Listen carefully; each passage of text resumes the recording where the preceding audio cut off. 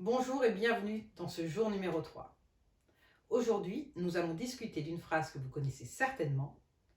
Une place pour chaque chose et chaque chose à sa place. C'est tout simplement mon étape numéro 3. Organiser et ranger. Pourquoi je scinde organiser de ranger? Je vous explique.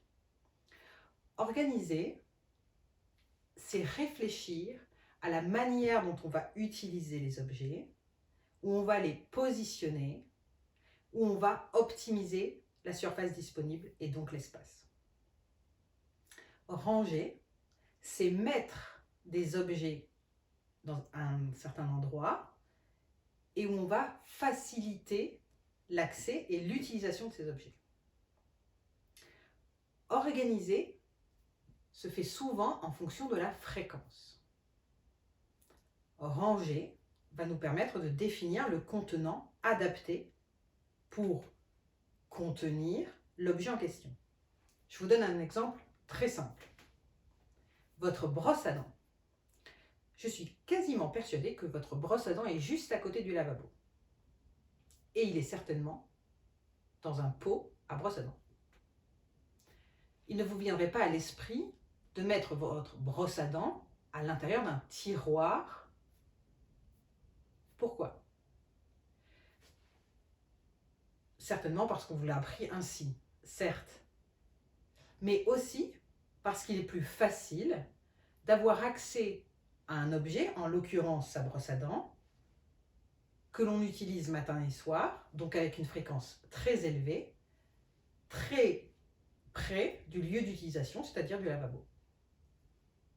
De la même manière, ranger cette brosse à dents se fait souvent dans un pot à dents, c'est-à-dire qu'on lui définit une place et on a décidé de le ranger, de le contenir dans un pot à dents. Et en l'occurrence, on peut avoir des pots à dents très différents qui nous permettent d'avoir une décoration de salle de bain. Vous comprenez la différence entre organiser, c'est-à-dire définir un lieu pour chaque chose, et ranger, qui est le choix du contenant dans lequel on va venir intégrer cet objet. Donc organiser, c'est en fonction très souvent de la fréquence d'utilisation.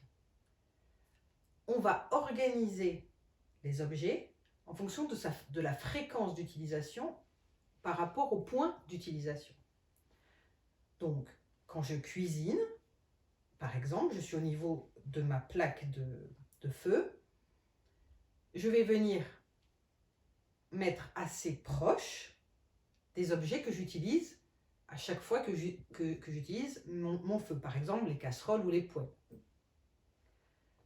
Je vais pouvoir organiser, donc définir une place un petit peu plus lointaine pour les marmites, par exemple, que je peux utiliser qu'une fois par semaine.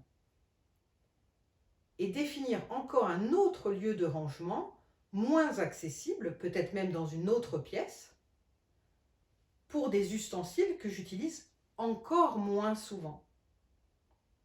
C'est ça, organiser. En fonction de la fréquence d'utilisation, le lieu va être de plus en plus loin du lieu d'utilisation. Tout le monde pense que ranger, c'est facile. Mais ranger, c'est l'action de remettre en ordre un objet qui a été dérangé. Ranger, c'est aussi permettre une meilleure autonomie aux membres de notre famille, parce que quand on définit un lieu et un contenant adapté, visible, accessible, l'ensemble des membres de notre famille vont du coup savoir où ranger et exactement dans quoi ranger. Et je vous assure, ça change tout. Donc ranger. On va choisir du coup un contenant. Ce contenant, on va l'imaginer en fonction de la surface disponible, c'est-à-dire de l'espace dont on dispose, mais aussi de la quantité d'objets que l'on a à ranger. C'est en ça que le tri est très important. Puisque si vous n'avez pas trié avant, vous allez vous retrouver à devoir ranger des objets, plus d'objets que ce dont vous avez besoin. Donc trier vient bien avant organiser et ranger. Ranger, c'est donc contenir. Contenir dans des boîtes, par exemple, ça, ce sont des choix de rangement portables. Et c'est la première chose à laquelle on pense.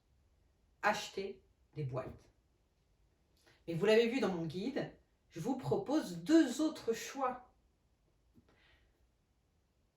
Des choix intégrés, et je suis persuadée que vous en avez à l'intérieur de votre maison, à l'intérieur de placards, à l'intérieur de vos armoires, vous avez certainement déjà des objets, des outils de rangement intégrés. Vous avez aussi le choix de certains meubles qui peuvent parfois se déplacer, on est bien d'accord. Mais par exemple, une armoire est un meuble de rangement. Et enfin, évidemment, tous les choix de rangement, portables ou portatifs, les boîtes, les paniers, les sachets, les choses comme ça. Un contenant, un rangement, pour qu'il soit pratique, il faut qu'il soit accessible et visible. Accessible, ça veut dire faciliter l'accès. Accessible, ça veut dire qu'un rangement qui est derrière un autre rangement va demander un effort supplémentaire à la personne pour aller ranger l'objet dans la boîte qui se trouve derrière une autre boîte, par exemple. On peut penser aussi aux enfants. Si vous souhaitez qu'ils rangent plus facilement, enlevez les couvercles des rangements. Le fait de devoir ouvrir un couvercle, mettre l'objet et replacer le couvercle demande plus d'énergie et plus d'effort que de simplement mettre à l'intérieur d'un contenant. Donc 1, accessible et 2, visible. Visible, ça ne veut pas forcément dire quelque chose de transparent, bien que clairement, un rangement transparent nous permet très rapidement de savoir ce qu'il y a à l'intérieur. Dans des boîtes transparentes ou dans des bocaux en verre à l'intérieur d'une cuisine, par exemple. Mais visible, ça peut aussi être par le fait d'étiqueter. Vous avez plusieurs choix pour étiqueter. Une étiquette à l'étiqueteuse, un simple carton blanc avec la catégorie d'objet fait très bien l'affaire.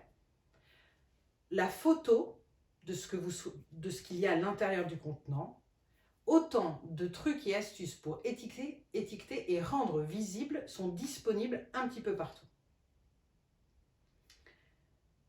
Nous l'avons vu donc aujourd'hui. Organiser,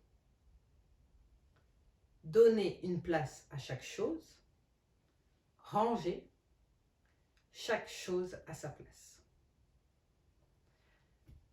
Je vous encourage à passer à l'action. Ce que vous avez trié hier vous a donné 2 types de catégories. Ce que vous souhaitez conserver, et donc ce que vous allez organiser et ranger. Ce que vous avez souhaité vous délester, et donc ce que vous allez vendre, donner ou jeter. À vous de jouer.